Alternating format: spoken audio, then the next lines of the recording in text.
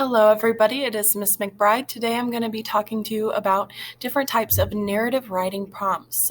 But now we're going to look at the actual prompts that you would be given.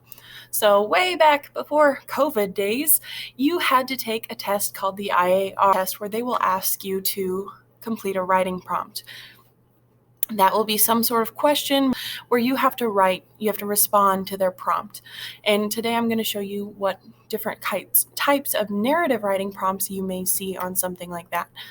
The first one is kind of a finish the story narrative writing task. So this is going to be, you are given the setup. Someone is starting to write a story, you're reading it, and after you finish reading it, they're going to stop somewhere. They didn't finish the story, and they're going to say, we want you to pick it up and finish the story. So maybe if you're thinking about the plot map where you have the rising action, they've already set up the exposition, the rising action. You have to continue the story, make that climax, and then the falling action resolution. You have to finish the story, essentially. So this should have the same style. Your writing should have the same style of writing as the first half of the story. So if it's almost all dialogue, you should write in almost all dialogue. If it has very little to no dialogue, you should have very little to no dialogue. You have to mimic the type of writing that is given to you in this sort of writing prompt. Also, you need to make sure that your characters are consistent, your storyline is consistent. So your characters won't suddenly have a big change in their personality type, unless that's some odd part of the story. But if the first half of the story, there's this sweet little girl named Sally who loves spending time with her brother, and then all of a sudden you take over and Sally is mean and sassy and she's not nice to her brother, that doesn't make sense. You have to continue the story in a cohesive or a way that is smooth. It sounds like it is all the same story. If someone picked it up and read it, they wouldn't think that two different people wrote that. An example of one of these is in the passage from Magic Elizabeth, which would be the story you had read. The author creates a vivid setting and two distinct characters, Mrs. Chipley and Sally. Think about the details and the author uses to establish the setting and the characters, and then write an original story about what happens when Sally arrives at Aunt Sarah's house. In your story, be sure to use what you have learned about the setting and characters as you tell what happens next.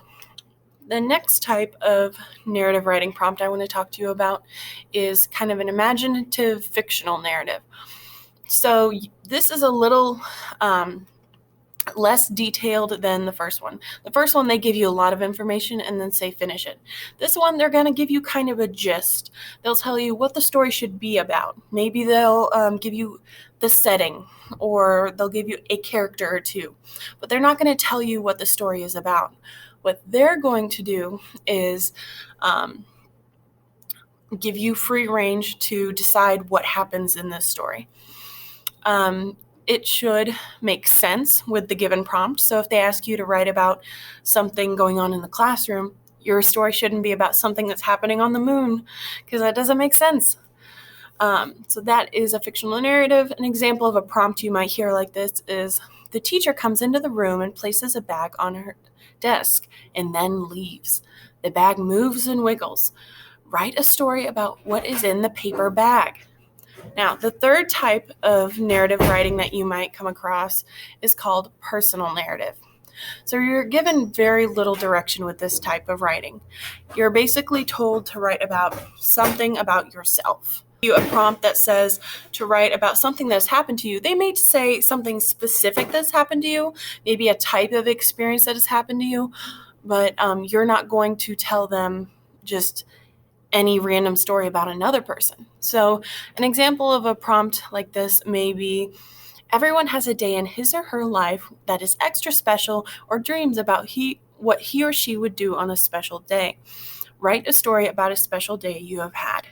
So you can write about anything related to a special day that you've experienced.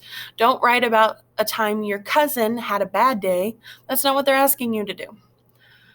I hope this helps. These are the type of narratives you will see. We're going to